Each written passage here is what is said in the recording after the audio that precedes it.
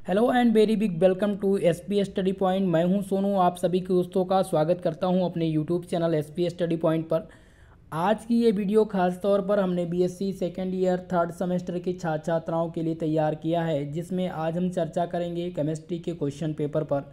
यह question paper Saharanpur university का है, जो कि 2023 में संचालित हुआ है। ऐसे छात्र छात्राएँ जिनका एग्ज़ाम अभी नहीं हुआ है, जैसे कि मैं बात करूंगा वीर बहादुर पूर्वांचल यूनिवर्सिटी के छात्र छात्राओं के लिए, कानपुर यूनिवर्सिटी के छात्र छात्राओं के लिए और बरेली यूनिवर्सिटी या फिर बिहार यूनिवर्सिटी के छात्र छात्राओं, सभी के लिए क्वेश्चन पेपर कारगर रहेगा। इस क्वेश्चन पेपर में आज आपको देखने को मिलेगा कि किस टाइप के प्रश्न एग्जाम में पूछे जा रहे हैं, यहाँ से कौन कौन से ऐसे प्रश्न हैं जो हर यूनिवर्सिटी अब तक पूछ चुकी हैं और कौन से इंपॉर्टेंट हैं। इन सभी बातों को मैं आज बताऊंगा। ये क्वेश्चन पेपर एनईपी के अकॉर्डिंग मिलेगा दोस्तों। नई शिक्षा नीति जो लागू हुई उसके तहत पेपर कराया जा रहा है। 2022 और 23 के मध्य की जो परीक्षाएं चल रही हैं इस समय, यानी सेमेस्टर वाइज प्रणाली के आधार पर, वही आज मैं सॉल्व कराने वाला हूं। तो दोस्तों, थर्ड सेमेस्टर में जो आप लोग की केमिस्ट्री है उसका नाम है chemical dynamic and coordination chemistry. ये आपके थर्ड सेमेस्टर का पेपर टाइटल है। चलिए क्लास को स्टार्ट करते हैं। इस क्वेश्चन पेपर को पूरा का पूरा सॉल्व करने का मेरा प्रयास रहेगा। सभी लोग वीडियो को लाइक शेयर जरूर कर दीजिएगा। अब आप यहाँ पर देखिए, समय आपको 3 घंटे का मिल रहा है। अब ये थोड़ा सा दिक्कत है दोस्तों, कुछ यूनिवर्सिटी ऐसी हैं जिनमें 2 घंटे का समय मिल रहा है। पहले 3 घंटे सभी को मिलता था, लेकिन अब एनईपी के अकॉर्डिंग चेंज कर दिया गया है। आपको लिखित परीक्षा में 2 घंटे का समय ही दिया जा रहा है। हालांकि सहारनपुर यूनिवर्सिटी में 3 घंटे का दिया गया, लेकिन बाकी आप सभी की यूनिवर्सिटी में 2 घंटे का ही समय रहेगा। मैक्सिमम मार्क्स आपका 75 ही रहेगा, ध्यान रखिएगा। पेपर आपका खंड वाइज विभाजित रहेगा, खंड ए, खंड बी और खंड सी, ठीक है। यानी आ, बा और सा 3 खंड में आपका पेपर विभाजित रहेगा। सेक्शन ए में जो प्रश्न पूछे जाएंगे वो वेरी शॉर्ट टाइप क्वेश्चन रहेंगे। वेरी शॉर्ट टाइप क्वेश्चन जिसे अति लघु उत्तरीय प्रश्न कहते हैं। यहाँ पर आप देख सकते हैं जो नोट दिया गया है, कम से कम आप पेपर जब आप देने जाएँ तो कम से कम 3 मिनट का समय दीजिए। आप पहले क्वेश्चन पेपर को पढ़ लिया करिए, जो उसके निर्देश दिए रहते हैं उसको भी ध्यानपूर्वक पढ़ लिया करिए, ठीक है। यहाँ पर 5 प्रश्न आपको हल करने हैं और प्रत्येक क्वेश्चन 3 मार्क्स के हैं और इसका आंसर आपको 75 मार्क्स यानी कि वर्ड्स में लिखना है। लेकिन अदर यूनिवर्सिटी में आपको 50 शब्द में लिखना रहता है। अब इसमें 50 शब्द रिक्वायर्ड होता है, लेकिन अब 50 शब्द कोई लिखता नहीं, बहुत ज़्यादा से ज़्यादा 25 वर्ड। अगर आप क्लियरिटी लिख रहे हैं 25 वर्ड तो आपको टोटल मार्क्स मिलेगा। चलिए क्वेश्चन को डिस्कस करते हैं कि कौन कौन से प्रश्न रहे हैं जो पूछे गए हैं। पहला प्रश्न आपकी स्क्रीन पर है, जो कि वेरी शॉर्ट टाइप का है और पूछा गया है कि डिफाइन द फेज रूल, प्रावस्था नियम की व्याख्या कीजिए। दोस्तों, प्रावस्था नियम यानी कि फेज इक्विलिब्रियम से क्वेश्चन पूछा गया है। फेज इक्विलिब्रियम बहुत इंपॉर्टेंट है आपका यूनिट नंबर 2, ठीक है। तो प्रावस्था नियम की विवेचना कीजिए। समझते हैं कि प्रावस्था नियम क्या होता है। अगर हम बात करें थर्मोडायनेमिक इक्विलिब्रियम में, तो दोस्तों जो प्रावस्था का नियम है ये 1 कंपोनेंट सिस्टम के साथ फेज रूल लागू करता है, ठीक है। अगर हम बात करें कि आप पूछा जाए आपसे कि प्रावस्था का नियम क्या है, प्रावस्था के नियम को आप परिभाषित कीजिए, यहाँ पर आपको व्याख्या करना है। तो आप लिख सकते हैं, just for 1 component system with 1 phase the number of degree of freedom is two any temperature and pressure, ठीक है। या आप लिख सकते हैं, in thermodynamic equilibrium if F is the number of degree of freedom, C is the number of component and P is the number of phase, ठीक है। Phase rule का जो स्टेटमेंट है, फेज रूल का स्टेटमेंट जो state देता है वो क्या है, F equal to C minus P plus 2। अब बात करेंगे एफ क्या है, where F is the number of degree of freedom. F जो प्रदर्शित करता है वो डिग्री ऑफ फ्रीडम को प्रदर्शित करता है। सी जो है वो है, C is the number of component, C आपका component number of component show करता है। और पी जो है ये प्रावस्था के नियम को, यानी कि P is indicate the number of phase rule, okay. And 2 जो ऐड कर दिया जाता है। देखिए, अब ये आप अगर आपको नहीं पता, अगर आपको केवल और केवल फार्मूला पता है F equal to C minus P plus 2, अगर इतना ही पता है और आपको आंसर लिखना है तो किस प्रकार से लिखेंगे दोस्तों, इन thermodynamic equilibrium if phase rule state that F equal to C minus P plus 2, where 1 component system with 1 phase rule, the number of degree of freedom is to any temperature and pressure, where F is the number of degree of freedom and C is the number of component and P P is the number of phase rule. Okay, इतना अगर आप लिख देंगे तो आपको total marks मिल जाएगा, completely number मिल जाएगा। तो फेज रूल के सफिक्स में आप याद रखेंगे कौन सा formula, F equal to C minus P plus 2, ये आप ध्यान रखेंगे। और फेज रूल का क्वेश्चन पूछा जा चुका है, ऑल यूनिवर्सिटी इस क्वेश्चन को पूछ चुकी है, तो आप इसको तैयार करके एग्जाम में जाइएगा। क्वेश्चन नंबर 2 पूछा गया है, व्हाट आर जेल, जेल क्या होते हैं। अब हम बात करेंगे जेल की। जेल को क्या कहते हैं हिंदी में, इसे कोलाइडी तंत्र कहते हैं। क्या कहते हैं दोस्तों, कोलाइडी तंत्र कहते हैं। तो ऐसे कोलाइडी तंत्र जिसमें ठोस पदार्थ का वितरण माध्यम और द्रव वितरित प्रावस्था का गठन करता हो, वो जेल कहलाता है। ध्यान रखेंगे कि a gel is a semi solid can have properties ranging from soft and weak to hard. Gel are defined as the dilute cross linkage system. Okay, इतना आपको लिखना पड़ेगा।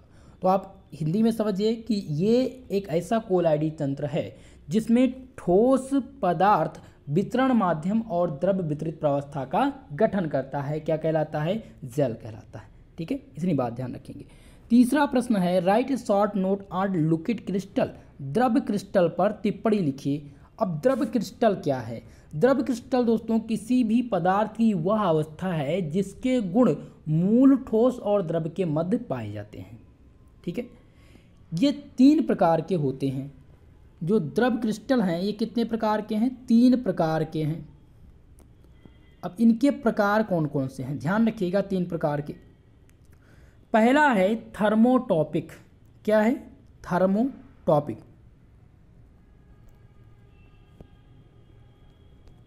थर्मोटॉपिक।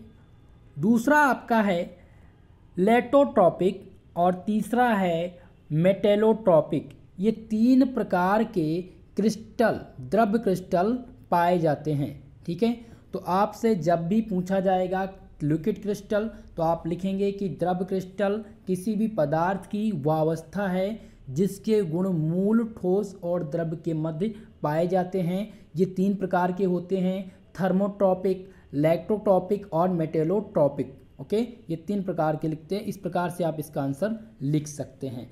नेक्स्ट का है क्वेश्चन नंबर 4 जो कि पूछा गया है, what are the paramagnetic substance. ये क्वेश्चन अगर आप अभी तक आपने देखा ये तीन प्रश्न, ये तीनों ऐसे प्रश्न हैं जो ऑल यूनिवर्सिटीज़ को पूछ चुकी है। चौथा प्रश्न ये भी आपका रिपीटेड प्रश्न है और आपके एग्जाम में आने वाले हैं, जो कि पूछा गया है, व्हाट आर पैरामैग्नेटिक सब्सटेंसेस, अनुचुंबकीय पदार्थ क्या होते हैं। अब अनुचुंबकीय पदार्थ की व्याख्या कर लेते हैं, समझते हैं कि अनुचुंबकीय पदार्थ क्या होते हैं। अनुचुंबकीय पदार्थ के एग्जाम्पल में बताऊं, जैसे कि एल्युमिनियम, सोडियम, ऑक्सीजन, ये सब क्या हैं, एक प्रकार के अनुचुंबकीय पदार्थ हैं। ऐसे पदार्थ होते हैं, अनुचुंबकीय पदार्थ ऐसे पदार्थ होते हैं जो कम से ज़्यादा चुंबकीय क्षेत्र की ओर क्या करते हैं, गति करते हैं, तथा जिनकी उपस्थिति से चुंबकीय क्षेत्र का मान कम हो जाता है, उन्हीं को अनुचुंबकीय पदार्थ कहा जाता है। एग्जाम्पल में आप ले लीजिए एल्युमिनियम, सोडियम और ऑक्सीजन। ओके, इतना आप लिख सकते हैं। क्वेश्चन नंबर 5 देखिए, पूछा गया, write a short note on van der Waals constant, van der Waals स्थिरांकों पर टिप्पणी लिखिए। ये भी क्वेश्चंस आपका रिपीटेड है और आपके एग्जाम में ये प्रश्न यही रिपीट होगा, वान डेर वाल कांस्टेंट। तो वान डेर वाल बल आप तैयार कर लीजिएगा, van der Waals force. Van der Waals force से प्रश्न बनेगा जिसमें आपसे पूछ सकता है कि what are van der Waals force and types जरूर पूछा जाएगा, तो ध्यान रखिएगा, ये आपको तैयार करके जाना है। 5 प्रश्न आपने देखा, ये पांचों प्रश्न रिपीटेड हैं। और भी यूनिवर्सिटी के क्वेश्चन पेपर हैं जो हमारे यूट्यूब चैनल पर आपको मिल जाएंगे, उसको आप देख करके वहाँ से आप तैयार भी कर सकते हैं, लेकिन मॉडल पेपर आप ज़रूर तैयार कर लीजिए। ओके, चलिए अब हम सेक्शन बी के प्रश्नों की चर्चा करते हैं। सेक्शन बी में जो प्रश्न पूछे जाते हैं आपके, वो शॉर्ट टाइप क्वेश्चंस होते हैं जिन्हें लघु उत्तरीय प्रश्न कहा जाता है। इसमें आपको 4 प्रश्न हल करने होंगे, लेकिन यहाँ पर आपको इस यूनिवर्सिटी में केवल 2 प्रश्न हल करना है। बाकी सभी यूनिवर्सिटी में सेक्शन बी से आपको 4 प्रश्न हल करने होंगे और 7.5 नंबर का आपका प्रत्येक क्वेश्चन रहेगा। ओके, और इसकी जो शब्द सीमा रहेगी, ध्यान दीजिएगा, 200 शब्दों में इसको आपको लिखना है। मैं एक बात को यहाँ पर क्लियर करते इसलिए चल रहा हूँ ताकि आपको एग्ज़ाम के समय में कोई दिक्कत ना हो। ओके, चलिए अब हम प्रश्न की चर्चा कर लेते हैं। पहला प्रश्न देखिए, क्वेश्चन नंबर 6 जो कि पूछा गया है explain the term of molecularity and order of reaction. पूछा गया है आणविकता तथा अभिक्रिया की कोटि को समझाइए। मित्रों ये क्वेश्चन सेम अवध यूनिवर्सिटी पूछ चुकी है, सिद्धार्थ यूनिवर्सिटी भी ये क्वेश्चन पूछ चुकी है। तो आपका फर्स्ट चैप्टर है जो केमिकल काइनेटिक्स, जिसमें कम से कम 3 प्रश्न आपके एग्जाम में बनते हैं। पहला है आपका टर्म ऑफ मॉलिकुलरिटी, जिसे हिंदी में कहते हैं आणविकता।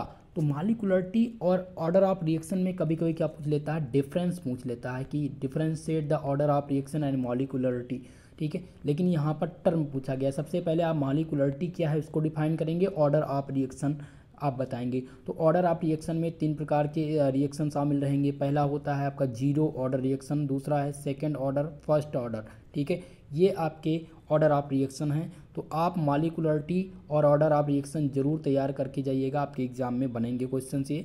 7वां प्रश्न देखिए, ये रिपीटेड प्रश्न है दोस्तों। 6वां प्रश्न ये भी पूछा ही गया है और ये मॉडल पेपर में आया ही था, सेम प्रश्न मैंने दिया था।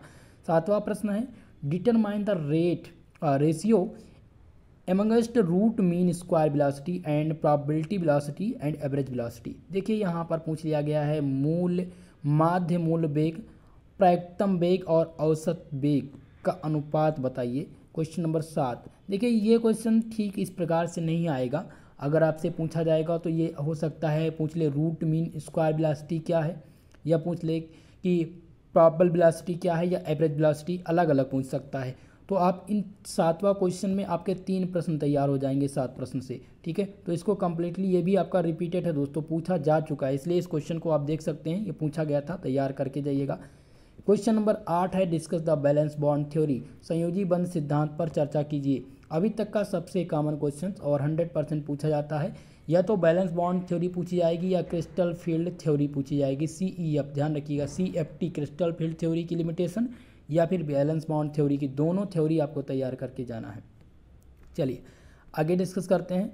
तो आपने देखा कि ये 5 प्रश्न थे, ये पांचों प्रश्न अनिवार्य हैं। अगर आप इतना ही तैयार कर लें जो मैं बता रहा हूँ आज, ये क्वेश्चन पेपर जिसका ये क्वेश्चन पेपर तैयार हो जाएगा उसका ये मानकर चलिए 60% मार्क्स यहीं से तैयार हो जाएंगे। 60% क्वेश्चन ये क्वेश्चन पेपर आपको देगा, ठीक है। सेक्शन C खंड सा के प्रश्न की बात करते हैं, जिसमें आपको लॉन्ग टाइप के प्रश्न मिलेंगे और ये विस्तृत उत्तरीय प्रश्न कहलाते हैं दोस्तों। यहाँ से आपको 2 प्रश्न हल करना होता है। यहाँ पर फिलहाल 3 क्वेश्चन करने हैं, लेकिन आपको अदर यूनिवर्सिटी की बात करूँ तो 2 प्रश्न आपको हल करने होंगे और 15 नंबर का प्रत्येक क्वेश्चन रहेगा। शब्द सीमा रहेगी इसकी, 500 शब्द में इसका आंसर देना रहेगा। पहला क्वेश्चन देखिए, पूछा गया discuss the first order reaction with example, drive the rate expression for each discuss and it's characteristic. दोस्तों 9 नंबर क्वेश्चन मॉडल पेपर से ही आया था, जो मॉडल पेपर मैंने बनाए हैं आप लोगों के लिए। ये क्वेश्चन ठीक आपको मॉडल पेपर में देखने को मिलेगा कि प्रथम कोट की अभिक्रिया को उदाहरण के सहित समझाइए, इन अभिक्रियाओं में वेग व्यंजक तथा अभिलक्षणों की व्याख्या कीजिए। क्वेश्चन नंबर 9 आपका 100% वाला प्रश्न है और बहुत ही महत्वपूर्ण प्रश्न है दोस्तों। 15 नंबर जिन्होंने ये क्वेश्चन तैयार किया होगा 15 नंबर उनका पक्का है। तो जब आपका फर्स्ट ऑर्डर रिएक्शन तैयार हो तो आप 0 और सेकंड ऑर्डर रिएक्शन भी तैयार कर लीजिए। हो सकता है कि 0 ऑर्डर रिएक्शन पूछ लिया जाए, तब आप तो कहेंगे सर आपने तो कहा था कि फर्स्ट ऑर्डर आएगा लेकिन 0 ऑर्डर आ गया। तो इसके लिए आपको तीनों ऑर्डर तैयार करने होंगे, इसके कैरेक्टरिस्टिक भी तैयार करने होंगे और इसकी जो रेट एक्सप्रेशन है वो आपको तैयार करना है। तो 9 नंबर प्रश्न आपके लिए अनिवार्य है और 100% सभी यूनिवर्सिटी ये पूछ चुकी है और ये पूछा भी जाएगा आपकी यूनिवर्सिटी में, ठीक है। चलिए अब 10वें प्रश्न की चर्चा कर लेते हैं। 10वां प्रश्न पूछा गया है आपसे कि give the thermodynamic derivation for Clausius-Clapeyron equation and application. देखिए क्लासियस-क्लैपेरॉन लेटेंट हीट इक्वेशन का जो इक्वेशन है वो 100% सभी यूनिवर्सिटी पूछती है। देखिए 2 प्रश्न आपका लॉन्ग टाइम में फिक्स होता है, एक तो आपका 0 ऑर्डर रिएक्शन या फर्स्ट ऑर्डर रिएक्शन से, ऑर्डर ऑफ रिएक्शन से, दूसरा आपका क्लासियस-क्लैपेरॉन इक्वेशन जो एकदम से कन्फर्म होता है, ठीक है। अगर वही 2 आपका तैयार है तो लॉन्ग टर्म से आपको पढ़ने की और ज़रूरत नहीं, उतना ही आपको मिल जाएगा और ये प्रश्न तो ज़रूर मिलेगा। तो क्वेश्चन नंबर 10 आपका 100% आपके रिपीटेड है। ये क्वेश्चन पूर्णतः तैयार करके आप एग्ज़ाम में जाइएगा। अगर आपने अभी तक तैयार नहीं किया तो तैयार जरूर कर लीजिए, ये आपके एग्जाम में आपसे रिपीट होंगे। क्वेश्चन नंबर 11 आपका है जो कि पूछा गया explain the term of phase component and degree of freedom, प्रावस्था घटक तथा स्वतंत्रता की कोटि शब्दों की व्याख्या कीजिए। क्वेश्चन नंबर 11 बहुत ही इंपॉर्टेंट क्वेश्चन है, वेरी वेरी मोस्ट इंपॉर्टेंट, ठीक है। तो ये क्वेश्चन आप तैयार कर लीजिए 100% दी करके कि ये आपके एग्ज़ाम में आना है। और अगर आप विगत वर्षों के पेपर 2023 के अंतराल जितने भी यूनिवर्सिटी अभी तक पेपर करा चुकी हैं वो मैं आपको पढ़ा चुका हूँ, डिस्कस करा चुका हूँ, तो उसमें आपने अगर देखा होगा तो ये क्वेश्चंस आपको मिलेंगे। ठीक है, सभी क्वेश्चन पेपर आप देख सकते हैं और आप देख सकते हैं कि कौन सा कॉमन क्वेश्चन है। तो question number 11 very very most important question for next exam, तो इसके लिए आपको तैयार करना है। क्वेश्चन नंबर 12 है prove that the equation P V equal to 1/3 mnu square kinetic equation for gas. सिद्ध कीजिए गैसों की गतिज का समीकरण आपको देना है। तो ये क्वेश्चन भी कॉमन क्वेश्चन रहा है और पूछे जाने की इस बार संभावना है दोस्तों। अभी तक का ये 2 यूनिवर्सिटी ही पूछी हैं, सेम प्रश्न की बात मैं करूँ तो 2 यूनिवर्सिटी ही ऐसा पूछी हैं। अगर आपने अभी तक नहीं तैयार किया है, अगर तैयार कर लिया तो अच्छी बात, ये ही क्वेश्चन भी आप तैयार करके ही एग्जाम में जाइए, हो सकता है ये क्वेश्चन मिल जाए। क्वेश्चन नंबर 13 जो लास्ट प्रश्न है, describe the different types of isomerism in coordination compound with example. देखिए उप संयोजक यौगिक में विभिन्न समताओं का उदाहरण सहित समझाइए। Question number 13 very very most important, जिसमें वर्नर थ्योरी पूछी जाती है, वर्नर थ्योरी। और IUPAC नॉमेनक्लेचर भी तैयार कर लीजिएगा दोस्तों, कुछ कंपाउंड के IUPAC नॉमेनक्लेचर पूछे जाएंगे। क्वेश्चन नंबर 13 आपका बहुत ही महत्वपूर्ण प्रश्न है, कोऑर्डिनेशन केमिस्ट्री से ये क्वेश्चन पूछा गया है। ठीक है, तो जिसमें आप वर्नर थ्योरी जरूर पढ़ के जाइएगा। वर्नर थ्योरी में आपको कोऑर्डिनेशन कंपाउंड क्या होता है और कोऑर्डिनेशन नंबर, दोनों बात आपको ध्यान देनी है। कोऑर्डिनेशन नंबर भी आपसे पूछ सकता है और कोऑर्डिनेशन कंपाउंड, तो आपके इंपॉर्टेंट हैं, वेरी शॉर्ट और शॉर्ट में पूछे जाने की संभावना है। तो इन प्रश्नों को तैयार करके आप एग्जाम में जाइएगा। आपने देखा दोस्तों इस क्वेश्चन पेपर में जितने भी प्रश्न आपको क्वेश्चन देखने को मिले हैं वो सभी मॉडल पेपर से, ये 100% वाला मॉडल पेपर रहा है। ये क्वेश्चन पेपर पूरा एकदम से 100% मॉडल पेपर से ही छप के आ गया है। एक भी प्रश्न आपको मॉडल पेपर से बाहर नहीं मिलेगा अगर आप मॉडल पेपर देखते हैं तो। ठीक है, दूसरी बात रही बात अगर आपकी यूनिवर्सिटी में कैसे आएगा प्रश्न, सेम इसी टाइप के प्रश्न आएंगे। आप एक आध 2 यूनिवर्सिटी का क्वेश्चन पेपर जो मेरे यूट्यूब चैनल पर है वो देख लीजिए, और जो मॉडल पेपर मैंने प्रोवाइड किया है वो मॉडल पेपर तैयार कर लीजिएगा। आपका 100% रिजल्ट रहेगा केमिस्ट्री में। ठीक है, तो आज के लिए बस दोस्तों इतना ही, मिलेंगे नेक्स्ट वीडियो में, तब तक के लिए जय हिंद जय भारत। पूरा का पूरा क्वेश्चन पेपर मैं दे चुका हूँ और इसका PDF आपको टेलीग्राम चैनल पर मैं प्रोवाइड करा दूँगा।